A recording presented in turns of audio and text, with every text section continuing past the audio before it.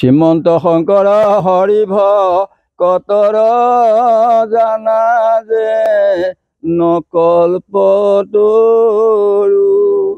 তাহান্ত বিনাই নাই নাই নাই আমাৰ পৰম গুৰু ৰাম আমাৰ পৰম গুৰুজনাৰ 575-76তম জন্ম জয়ন্তী উপলক্ষে এই বটদ্ৰৱা তেখেতৰ জন্মধামত আই সতী ৰাধিকাৰ ক্ষেত্ৰত আজি পবিত্ৰ দিনত 568তম তেওঁৰ জন্ম জয়ন্তী উপলক্ষে ইয়াতে আমি ভকত বৈষ্ণৱ আইসকল আই মাতৃসকল সকলো আমি উপকৃত হৈছোঁ। আজি আমি তেখেতক সুঁৱৰিছোঁ। এটা দুখীয়া পৰিয়ালত জন্মগ্ৰহণ কৰি ক্ষুদ্ৰ মাত্ৰ এটা জীৱিকাৰ দ্বাৰা তেখেতৰ সতীত্বৰ গুণত 3টা কাঠিৰ পলটোৰ সৈতে পানী আনি প্ৰথমবাৰ 4 আঙুল কমি আছিল। আপোনালোকে জানে ইয়াৰ কাৰণটো আছিলে কি? ভনী জোৱাইক আহিছিল, ভাত খাবলৈ কলপাত নাই, তাৰমানে থালটো নাই। কাঁচিখন আনি পেলাই ভনী জোৱাইকক দিওঁতে বৰণিখন পৰি গৈছিল। ভনী জোৱাইকে মুখখন দেখিছিল, তেওঁ চকুৱে পৰিছিল। যেতিয়া 4 আঙুল কম আছিল তেতিয়া গুৰুজনাই সুধিছিল, গুৰুজনাক তেওঁ নিৰ্বিঘ্নে কৈছিলে যে মোৰ এইটো অৱস্থা হয়। তেতিয়া কৈছে এইখিনি আমি সমাজে লৈছোঁ, তুমি পাৰিবা। সেইবাৰ চাকতকৈ তাৰমানে জোখতকৈ 4 আঙুল পানী বেছি আহিছে। শিৱৎস পুৰাণৰ কাহিনী কৈছিল গুৰুজনাই। সতীৰ ক্ষেত্ৰত যেতিয়া বান্ধ দিবলগীয়া হৈছিল তেতিয়া শিৱৎস পুৰাণৰ কাহিনী কৈছিল। সাধুৰ লগত সং কৰিলোঁ, মধুত কৰিলোঁ পাণ, শিৱৎস ৰজাৰ মূৰত উঠি গঙাত কৰিলোঁ স্নান।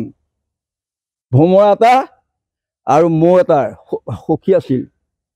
2টা সখী বৌ ৰস খাই আহে, ভোমৰাই গোবৰত থাকে। আহি কয় সখী আজি খুব খালোঁ আৰু ইমান ধুনীয়াকৈ খাইছোঁ, খুব খালোঁ। এতিয়া ভোমৰাই ক'লে বুকু দিবাচোন, তুমিতো মোক বুকুচা নিব পাৰিবা। লৈ গৈ ফুল এপাহত দিলেগৈ আৰু সেই শিৱৎস ৰজাৰ বাগিচাত। শিৱৎস ৰজাই সদায় গা ধোৱাৰ আগতে ফুল চুল ছিঙি তাৰপিছত সেইখিনি থৈ পেলাই গা ধুবলৈ যায়, তাৰপিছত ফুলখিনি পূজা কৰে। সদায় গৈ এপাহ ফুলত গৈ দিলেগৈ, ফুল বেলি পৰাৰ লগে লগে জাপ খালে। তাতে ভোমৰা থাকিল। কি ক'বা আজি? তাতে ভোমৰা থাকিল। গতিকে শিৱৎস ৰজাৰ পুৰাণটো এতিয়া সাধুৰ লগত সং কৰিলে, মানে সং কৰাৰ কাৰণে মোক খাবলৈ পালে আৰু শিৱৎস ৰজাৰ মূৰত চুবলৈ পালে। আৰু সেই শিৱৎস ৰজাৰ কাহিনীটোৱেই আমাৰ সতীয়াধিকাৰ কাহিনীৰ লগত গুৰুজনাই মিলাই কৈছিল কাৰণে 3টা কাঠিৰ পলৰ সৈতে চাকতকৈ 4 আঙুল হৈছিলে। আজি এইটো পবিত্ৰ দিন, সকলোৰে কাৰণে পবিত্ৰ দিন, আমাৰ কাৰণে পবিত্ৰ দিনে নহয়, অসমবাসীৰ কাৰণে, আমাৰ কাৰণে পবিত্ৰ দিন নহয়, বিশ্ববাসীৰ কাৰণে হৈছে।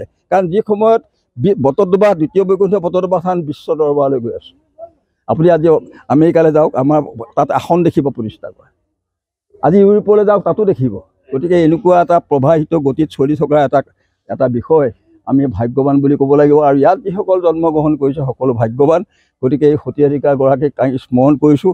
আই মাতৃসকলক আমি ক'ব বিচাৰিম তেখেতসকলে যাতে আগলৈকৈ নাৰী শক্তিৰ প্ৰভাৱত এই যিটো তেখেতৰ শক্তি, সেই শক্তিটো কৰ্মৰ জৰিয়তে তেখেতক আমাৰ আই মাতৃসকল আনক, কৰ্মৰ জৰিয়তে আনি পেলাই কৰ্মসূচী ৰচনা কৰক।